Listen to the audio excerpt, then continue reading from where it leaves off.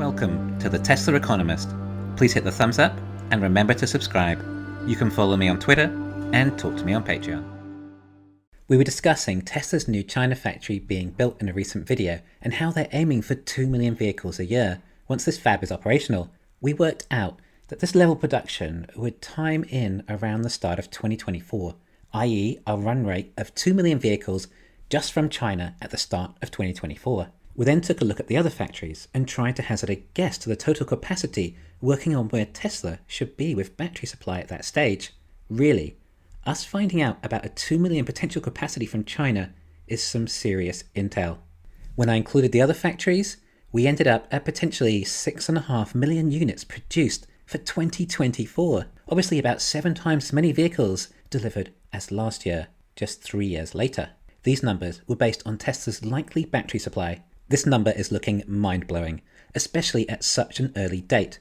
I took that number and then speculated that due to higher average selling prices, lower costs, and further economies of scale, that this could mean that 7 times as many deliveries could equate to maybe almost 20 times more profit again. I admittedly did say that this is just a rough possibility, but I thought perhaps we could just see how much difference this might make to earnings if Tesla did achieve this level of production in 2024, if we did hear some proper estimates. And I was curious to see what effect it will have on the profit. This is not going to be a Tesla stock price target for 2024 or full earnings forecast. I just wanted to see if we could establish how much profit Tesla might be generating from the auto business in 2024 relative to the potential deliveries increase.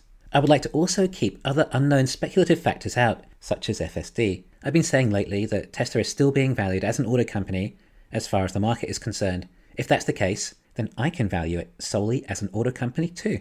But let's value it as an auto company that's had a little more time to ramp up and to get to grips with the new factories. 2024 should be a suitable time. Usually when we do these forecasts, we do it by a quarter. I do it by quarter so I can derive a valuation of the company at the time of the year. However, here we're doing a full year as we're not really looking for a valuation. We want to see how much extra profit comes from increasing deliveries by this much. All right, let's run some numbers then and see what we can come up with. Now we've already stated the total capacity to come out of each factory, but we still need to break it down by model, which will admittedly be a bit of guesswork. I'm placing X and S at 150,000 units for the year, just under 40,000 units for a quarter. The demand is there. Tesla were almost at 30,000 S and X's a quarter before the Model 3 was released. I'm splitting the remaining Fremont deliveries 300,000 each for Model 3 and Y. For China, I've recently done a Chinese valuation video, also inspired from the same information. Why? Because we've just received a lot of new intel about future China capacity, and we really can try and estimate some inferences as to what this means. Anyway, I'll just use the same breakdown I calculated in that model. Now looking back at my Shanghai estimate for deliveries for 2024, I feel that 3 million probably is too high for deliveries if we're starting at 2 million for the year. I think a 3 million run rate at the end of 2024 is possible, but I would like to take the total number down to 2.5 million. So we are actually going to take our total deliveries for the year from 6.5 million to 6 million. Then 2 million more deliveries combined from the new factories. For ease, let's just say 1 million each. I think this number is low, especially for Texas. And as we're talking mid-2024, then it's likely that the 2 new sites have extended massively since too. Sorry, I'm not including Cybertrucks in this model. I don't believe they'll be in production in 2024, or if so, it will be minimal. But if you think Cybertrucks will be in production by this stage, then simply raise the ASP for Texas to adjust your numbers. Then, for good measure, we will include a further 750,000 vehicles from Tesla's new location that they will presumably announce later this year, so it should have had some time to ramp up by 2024. I've added in all the average selling prices too. I think S and X might have reduced a little due to the long range being released, and the 3 and Y at Fremont I will keep the same, except that I think the Model Y price will come down as there will possibly be a lower cost version available at this stage. And as I just did the China valuation video previously, I can use the same ASPs for each of those factories that I already calculated. $49,000 for the Model 3, $54,000 for the Model Y, then the new factory is somewhere in between. I'm placing 58,000 in Texas and 58,000 in Berlin.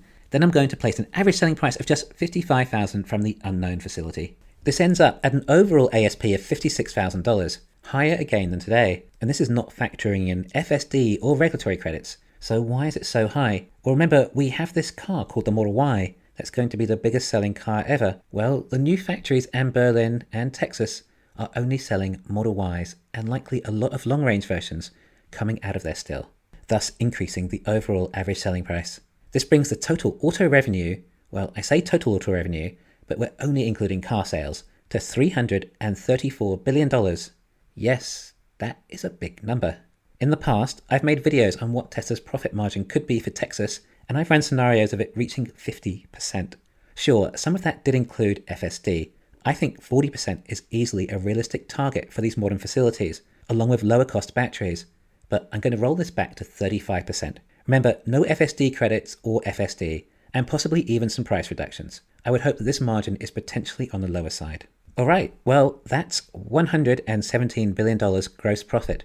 We're not concerned with the other areas of the business, as we just want to know the car company profit. As for OPEX, well, for R&D, we don't have AI, Dojo, FSD, robots, or really much research and development required for this model. I will still put some in there for good measure, $1 billion for vehicle improvement R&D. It's a bit tough when we dissect various elements out of Tesla, but FSD and robots is where the growth is, and where the R&D is really being invested. SG&A, however, I'm placing all the way to $15 billion. This is a pretty big number, and remember, this is just SG&A for the auto business, not the rest of it. But the auto business is the majority, and this is still some serious economies of scale, even with SG&A this high. Then we get operating income of $100 billion and operating margin of 30%, a difference of just 5% between gross margin and operating margin. This is what economies of scale looks like when the numbers actually start to get big. Tesla hasn't hit big numbers yet, not relative to some of the legacy auto manufacturers. We haven't even seen 1 million deliveries in a year. When we have 6 times as many deliveries, then we hit a lot more economies of scale. Okay, now there is another end of economies of scale. Because your profits break out so much relative to the costs and capital of the business, well, there is less that can be claimed against tax. If you have a $2 billion fab to depreciate over a few years, well, it's not going to be overly felt when we have operating income of $100 billion. It's not going to have the same impact, and a lot of the growth to depreciate for Tesla will be in other areas.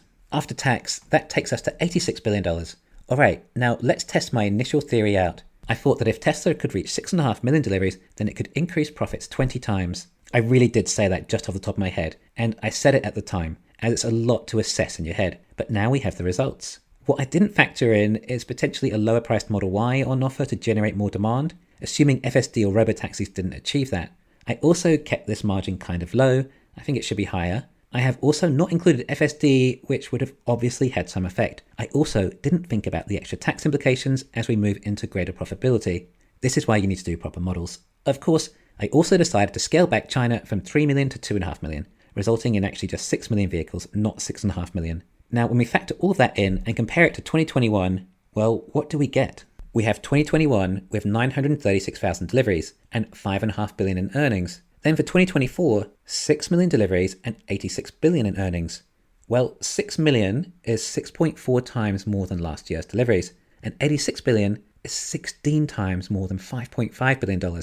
Okay, that's not quite 20 times as high, but it's 2.5 times more than 6 million, implying that for every additional 1% increase in deliveries, it equates to an extra 2.5% increase in earnings. Do you understand what this is? I've just graphically shown you exactly what economies of scale looks like and how it works. This model is also available for download in my Patreon. Now, as for my guess of 20 times profit, I was really close. And if we factor in FSD, and if it truly was 6.5 million vehicles, margin was up a bit higher, and hey, maybe even energy might grow, then this would definitely be 20 times profit, or more. Do you realize what this means? In this scenario, if Tesla increases deliveries by 10%, then profits would increase 25%.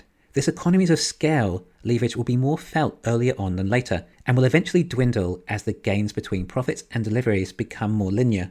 This was a great model to illustrate economies of scale. I hope it's all as clear to you as it is to me. If not, then these numbers just show that things are going in the right direction for Tesla, and the growth looks very exciting and profitable. Again, just to reiterate, $86 billion was just the earnings from auto sales. This didn't include FSD, energy, or anything else. So if those sides of the economy didn't work out, then there is still a highly profitable auto business remaining. Even with a PE ratio of just 30, the valuation would still come to $2.5 trillion solely as an EV company. But I would hope we are possibly at a full valuation of closer to $5 trillion, given everything else Tesla has on offer. Now, even if the deliveries were only 5 million after readjusting the spreadsheet, then I still get earnings around $70 to $75 billion, which is really good. Again, just car sales profit. And even if 5 million deliveries didn't happen until 2025, then we're still doing very well. I do these forecasts for indicative purposes only. Whether Tesla reached this level in 2024 or 2028, it's still going to be an exceptional return. The real point is that Tesla can achieve this. And when they do, this is how successful it will become. For the record, I would hope that Tesla hit this level by 2025 though. And don't forget, once again, this valuation was just as the auto company. If you don't like some of my numbers and they disagree with you, then I won't be offended. Let me know anything you think I might be off by. Also, don't forget you can receive these spreadsheets in my Patreon. Thanks for listening. Please hit the thumbs up and subscribe. You can follow me on Twitter and talk to me on Patreon.